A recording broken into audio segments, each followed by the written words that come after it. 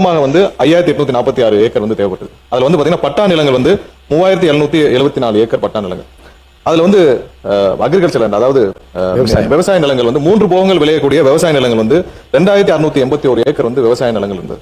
So அரசு நிலங்களாக இதுல காட்டப்பட்ட நிலங்கள் வந்து 1972 ஏக்கர் அரசு நிலங்களாக காட்டப்பட்டது.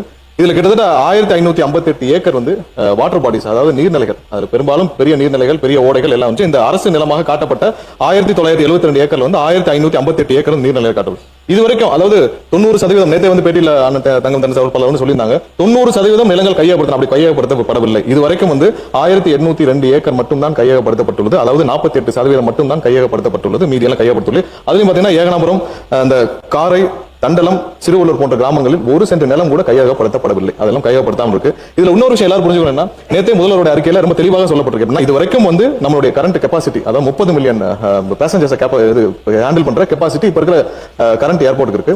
அது இல்லாமல் டெர்மினல் 3 வந்து கம்ப்ளீட் ஆச்சுன்னா இன்னொரு 5 மில்லியன், அதாவது இது ரெண்டும் சேர்த்தால் 35 மில்லியன் கெபாசிட்டியை நம்ம அடைவோம். அது இல்லாமல் டெர்மினல் 5, அதாவது நார்த் வெஸ்ட்ல டெர்மினல் 5க்கு நம்ம கம்ப்ளீட் பண்ணி முடிச்சோம்னா, திட்டமிடப்பட்டு முடிச்சோம்னா, கூடுதலாக 20 மில்லியன் பேசஞ்சர்ஸ் ஒரு வருஷத்துக்கு கையாளக்கூடிய கெபாசிட்டி, அதாவது வருஷத்திற்கு 55 மில்லியன் கெபாசிட்டி வந்து நம்ம கையாளக்கூடிய திறமை இப்ப இருக்கிற கரண்ட் ஏர்போர்ட்ல டெர்மினல் 3, டெர்மினல் 5 முடிச்சா இருக்கும். இது எப்படின்னா, இப்ப இருக்கிற பெங்களூர் ஏர்போர்ட் வந்து 4.5 மில்லியன் பேசஞ்சர்ஸ் ஒரு வருஷத்துக்கு ஹேண்டில் பண்றாங்க. அதை விட 10 மில்லியன் அதிகமாகவே ஹேண்டில் பண்ணக்கூடிய அளவுக்கு திட்டமிடல் முடித்த பிறகுதான் இது குறித்த அறிக்கையை முதல்வர் அவர்கள் தெரிவித்தார். அதாவது இப்ப இருக்க கரண்ட் ப்ராஜெக்ட்ல நிறைய தவறான தகவல் கொடுக்கப்பட்டது. அதாவது என்விரான்மெண்டல் கிளியரன்ஸ் வாங்கிட்டோம்னு சொல்லிருக்காங்க. கிடையாது, என்விரான்மெண்டல் கிளியரன்ஸ் வாங்கப்படவில்லை. அதாவது என்விரான்மெண்டல் இம்பாக்ட் அசஸ்மெண்ட் கூட இது பண்ணல. இது அதுவே பண்ணாமல் என்விரான்மெண்டல் கிளியரன்ஸ் வாங்க முடியும். என்விரான்மெண்டல் கிளியரன்ஸ் இதுவரைக்கும் வாங்கப்படவில்லை.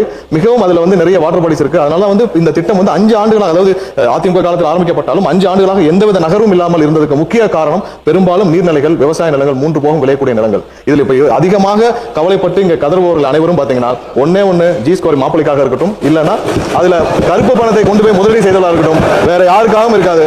கண்டிப்பாக விவசாயிகளை மட்டும்தான் கணக்கில் வைத்துக் கொண்டு செய்யப்பட்டிருக்கிறது, வேற யாருக்காகவும் இல்லை.